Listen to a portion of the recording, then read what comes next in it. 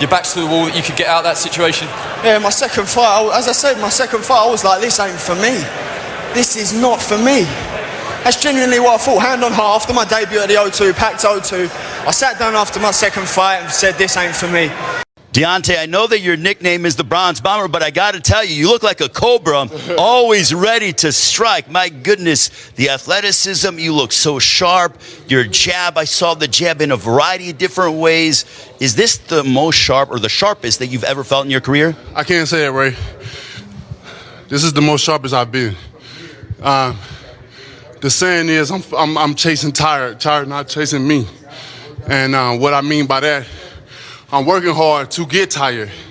I'm doing all kinds of things to try to make myself tired. Feel that fatigueness, you know, and I can't find it. You know, heavy breathing. I may be doing a lot of heavy breathing right now because I'm standing still. My body is still want to dance. So nothing ever gets any better, does it?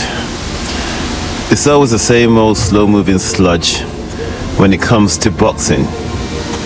Boxing would rather remain stagnant, like a pond of filth rather than a flowing river with jumping fish.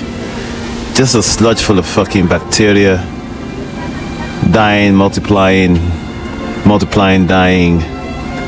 And some people, some weird-ass animals, mammals, who are immune to that stuff, they keep on going back to the same old filthy pond and taking a drink. Big gulps, as a matter of fact, and claiming that they like it. I mean, there's no other way to describe the situation you have in boxing. You can't have nice things, can you? Conor Benn gets busted. He gets busted for using some kind of PD I can't pronounce again. I can never pronounce the PDs that they get involved in. Some people have been writing it all over social media. I can't be bothered. I've looked at the word. I'm pretty certain if I try to pronounce it, I'm going to pronounce it wrong. All these drugs, they never have simple names, do they? They never even bother give them like simple names that anybody can just like I don't know, like call a drug green leaf or yellow leaf or something like that, and then maybe it's got a more complicated name, like just about any other species. You know what I'm saying?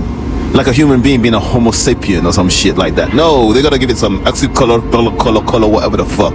They've always got these complicated names, and I think there's a group of people, forgive me, who have made this made it their life mission to know each and every one of these things and know exactly what they do, you know what I mean, and how they work. I suppose that, look, the steroid culture has a bunch of supporters out there.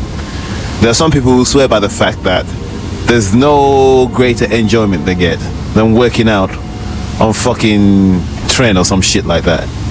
Okay, I don't know, I watch a lot of these things to do with bodybuilders sometimes, you understand? Not that I'm involved in that shit, because it just seems like you see, the whole world is fake. Bodybuilding is fake. Everything's just fake. Nothing's natural anymore.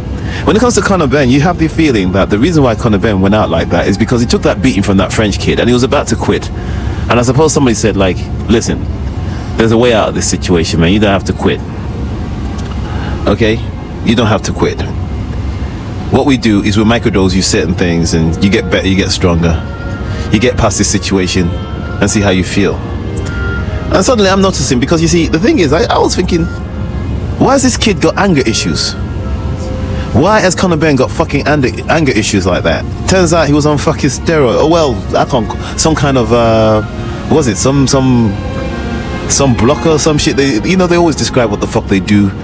And suddenly you're gonna have people like Lou DiBella and everybody else, they're experts, and tell you how they work. I could give a flying fuck. It's all the same shit anyway. It is what it is. It's been banned. Some people ban it, some people don't ban it. There's no uniformity in the discussion. It's fucking ridiculous. And you know, so this is why you can't have nice things in boxing, bro. I'm not even gonna bother with that other situation. The other situation with Terence Crawford and Errol Spence. Apparently Errol Spence wrote something saying that the fight is gonna happen next. I mean, how many times are we gonna hear that? And that is enough for Errol Spence fucking fanboys, though. Jesus Christ. You see, it was slander. Errol Spence has been saying shit since God knows when. Errol Spence said, what did he say? 70-30? Didn't he say get a belt? Didn't he say all this other fucking fuck shit? You know what I'm saying? I can't stand Errol Spence, to be honest with you. He's worse. I think, I don't believe he's ducking. I do not believe he's ducking. But I do believe that he's part of the fucking problem. In his unwavering, blind, and maybe he doesn't even have a... Actually, in his case, I do believe that he is a true believer in the mission of Al Heyman. I think he's a true believer in the mission of Al Heyman, or whatever Al Heyman says goes. Now, I don't blame him. I think Al Heyman has succeeded in Errol Spence in creating the myth of Errol Spence. I think he's succeeded, massively succeeded, in creating a fucking myth around this fucking guy, having him fight Mikey Garcia, and then claim he's some sort of fucking pay-per-view star. You know what I'm saying? And of course, there's a whole bunch of fucking weirdos who are gonna lap that up. And when people want to be objective and say, listen, if you put this shit in the proper context, it's fucking garbage. But, you know, Errol Spence fans don't want to hear that. They don't want to hear that. Listen, I want to make a video and I want to say this. There is no such thing as a Terrence Crawford fanboy. Errol Spence fans have got that in their head. It's a figment, forgive me. A fragment and a figment of their imagination that they use to justify the fact that they are fucking fanatics themselves, and I do not understand. I can categorically confirm that and say not only are we happy that we'll go ahead, it will go ahead. That's a clear statement. Johnny, really was really looking forward to this fight. Look, at the moment, is it on? Is it off? How do you feel about it? Reading that what we've got so far about the so-called tests. Well, I, like everyone, was looking forward to this fight this weekend. I, like everyone, is disappointed we're at that stage with this fight as well, of it not happening. First of all, remember, you guys asked me. I'm not somebody from Sky jumping on the bandwagon saying Bandit's fight, consider his own fight, match fight. I'm an ex-fighter. So you asked me my opinion. My opinion is this. What is the point in having a drug test if you're going to ignore the results? Number one. Number two, again, the worst case scenario, boxing is the only place you can legally get killed. People are paying to watch this fight. It's one man hitting another. And especially in this situation where guys come down in weight, it's about the same, you know, don't do it, he's saying he can do it. A fight's come up in weight, you've seen a drug that will help mask other drugs. That's what that drug does, that also as well. So the question is, one, how do you get your system? These are conversations that can be had after Saturday. Two, the Boxing Board of Control cannot U-turn because it will undermine them. It will undermine the whole fundamental system of any jurisdiction they have on boxing. They will set precedent for it happening again and again and again. They can't. So what will the businessmen do on this side? Will they try and do it via, I don't know, a Luxembourg license, another kind of licensing committee to make the fight go on? Now, this is business. Now, this is the business side of it. But the worst case scenario, and then you're not saying it will happen, you're saying it can happen, it's somebody's life at stake. And therefore, say for instance, and this is really bad, say for instance, Conor really hurts Chris. Yeah. Does he then legally get done for assault? If he killed him, he get done for murder. But there's a case, there's an argument there, because he's taken a drug that you're not supposed to. No, a drug has been found in his system, sorry.